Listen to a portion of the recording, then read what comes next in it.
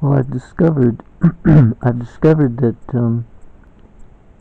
there was a missing element in my diet, and it was the least or the last place I would think to look, because it's not a vitamin, it's not a mineral. I don't think it's an enzyme. It's simply an organic acid. And its selling point is that it's given to pregnant women to help when they are given calcium supplements to help them absorb the calcium, because they need lots of calcium, but it has to be soluble calcium for it to be of any use. It can't be calcium precipitate, it's got to be soluble in the bloodstream so that she can transfer that nutrient across the membrane wall that separates her blood from the fetus's blood in the midst of the umbilical cord.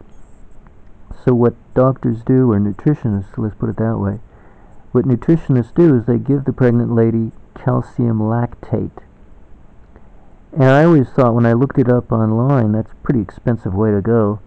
That's why it's usually not sold in the health food store, because people can get some other kind of calcium that's not as expensive, but it won't be as good.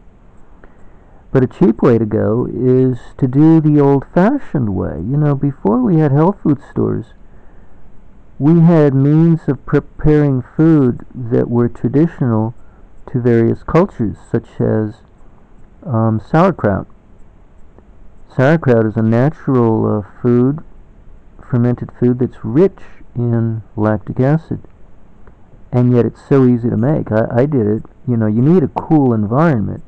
Unlike something like yogurt, it's more like cheese. You need a cool environment to culture the sauerkraut. But the Japanese have a tradition well, no, they pickle. No, I think it's a European tradition, actually. Eastern European. But it's very healthy. It can easily be made raw, provided your foundation vegetable is cabbage, and then you can add whatever other vegetables you want, because cabbage for some reason encourages it. It's really bizarre. But you have to keep the cabbage submerged. You can't let it come up to the surface and contact air, and it has to be a cool environment, like in the 60s, no higher than the 60s, preferably the 50s, maybe not the 40s. I don't know about that. It might just take longer to culture, actually. But the other natural way to make yogurt is with anything akin to dairy products, such as soy. And the making of soy yogurt is relatively easy. You just need the culture starter, and you might want to use it for each batch to ensure a nice sour batch each time, a consistency between batches. But you've got all this lactic acid, and now I'm realizing I can't use distilled water anymore for drinking and cooking. I'll still need it for making colloidal silver, but how often do I make colloidal silver? Once in a great while I'll fill up my 5-gallon jug, because it's not that hard to, with my machine, that's a very expensive machine, to make it very thick and murky, lots of silver, so that I can convert it into silver hydroperoxide with the help of food-grade hydrogen peroxide, and then stabilize it a little bit with MSM, and then stockpile it in a 5-gallon water jug. But that's not too often, because I don't take baths anymore in silver hydroperoxide, rarely. I just use it in my water pick when I irrigate my mouth. I love silver hydroperoxide to irrigate my mouth. And that's pretty much the only use I put it to. So I don't have to make colloidal silver too often, so I don't need really the use of a distilled water anymore. Now, we have very hard water here. It comes out of a well. A lot of calcium at the very least, if not also magnesium, a good deal of iron at times. It varies. And clay, it seems like clay gets in the water, unless it's just the iron oxide. It's hard to tell the difference, really. It might be a mixture of both. But that varies. What does not vary is the hardness. And interestingly enough, the lactic acid is so powerful, I cannot afford to consume my prepared foods and drinking water out of distilled water anymore. I used to be able to get away with it, and I had to, because I had a hard time drinking water, but with all this lactic acid in my diet now, I actually need to stabilize myself and ground myself on calcium. And bone meal, it's okay, but see, it really wasn't okay. It didn't work for me, and that's why I wanted to find a way out of it. But now that I've discovered one half of the equation is lactic acid, the other half is to bring back the hardness of water and go back to using boiled water either in cooking or boiled water for drinking. Because I do need to boil it. I can't take it straight out of the tap and drink it. It has to do with parasites. I'm very sensitive, my immune system. So my digestive system, all of the above, is just too weak to handle parasites very well, let alone bacteria. So I do have to boil my water before I drink it. So I either boil it or I cook with it. But it's really working out. It's very nicely to use tap water now instead of distilled water, and it's really great because I hate, now it's becoming summertime, I hate steaming up my room running the water distiller, and I can't run it at night. It makes sleep impossible, not only the noise but the heat and the humidity. Well, you know, it's like trying to sleep on a humid night. You can't. Humid, warm night. So it's really working out much better this way. And you know, I knew the value of acids because there's a Dr. Jarvis, I forget his first name. I don't think it's Jerry. Might be. Another Jerry Jarvis. But a Dr. Jarvis, he wrote a book called Vermont Folk Medicine. And he pushed a different acid, acetic acid, vinegar, in the form of vinegar. But he tried to encourage acids of all kinds. And I can't do that. I have to make a distinction because of my use of silver. I have to stay away from oxalic acid because that actually helps coagulate silver in the blood and increase the likelihood of blood clots. You know, and I have stroke in my family, so I can't afford to encourage it. So I have to stay away from oxalic acid.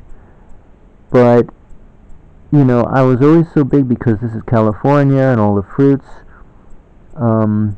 We're taught this thing about citric acid. Citric, it's really pushed on us from all directions. And malic acid and tartaric acid, but mostly citric acid. Who would have ever dreamed that lactic acid is king? And you don't get it from fruit. You get it from a very specific, lactobacillus fermentation. Who would have known? So it changes everything about my outlook on how to prepare food and how to eat a healthy diet. It really makes such a huge difference. It's unbelievable. And, there are tons of studies on lactic acid fermented foods. What it does for the health of the colon, the intestines, not just calcium absorption. But I never focused on it because I gave it short shrift. I really didn't think it was that important. But now I can see I've been wrong.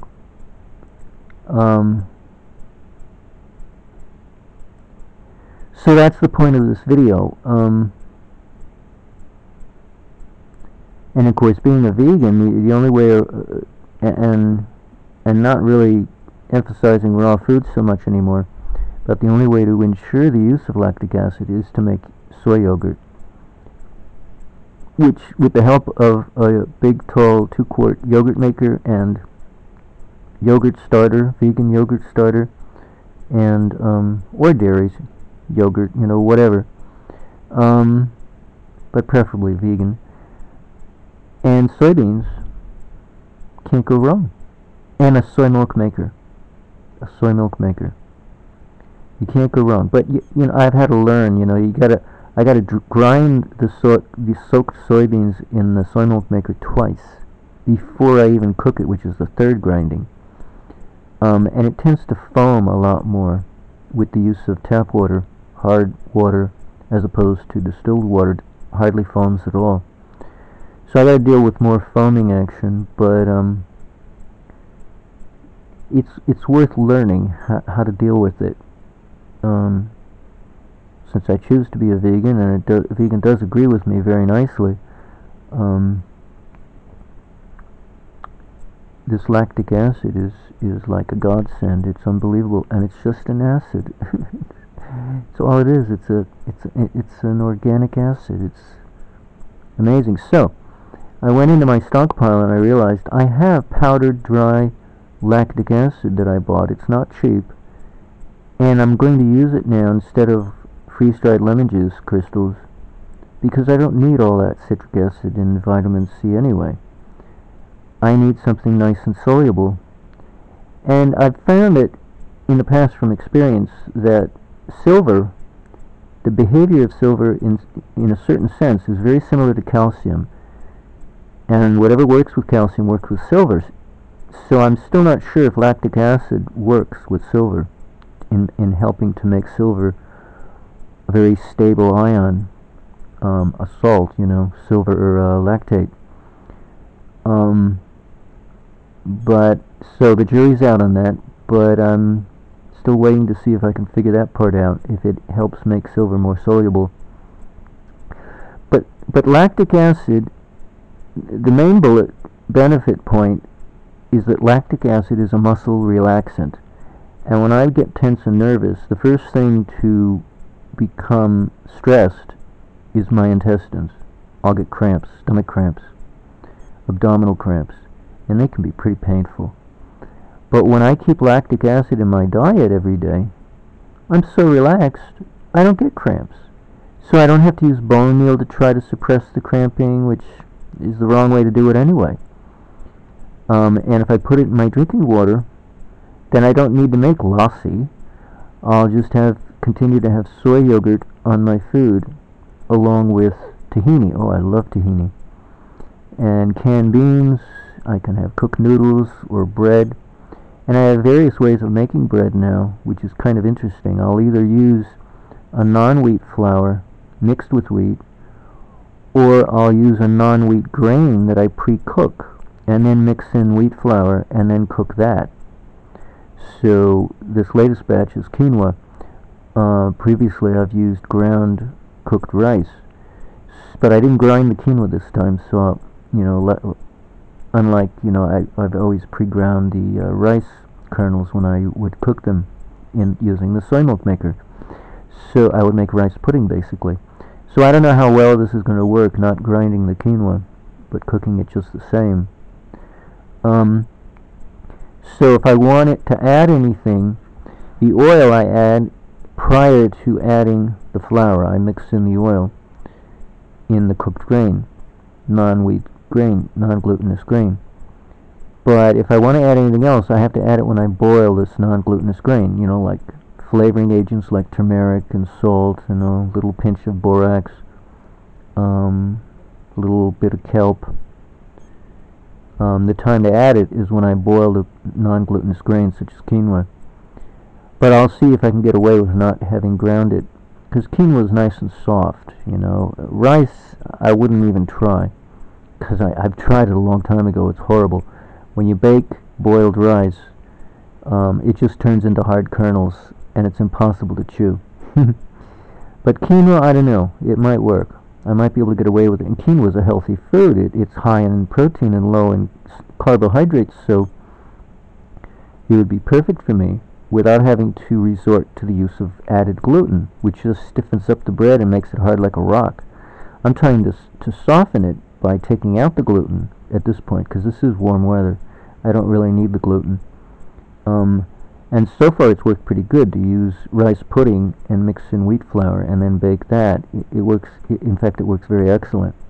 But now I'm switching to quinoa to see how that works out. So these are all my experiments, and I'm telling you, my diet is so tasty. It satisfies the criteria that Charlie Lutz said, that in this future we won't be eating junk food anymore. We'll be eating a diet that is nutritious and delicious. And I must say that's what my diet has become of late. It's phenomenal, truly phenomenal.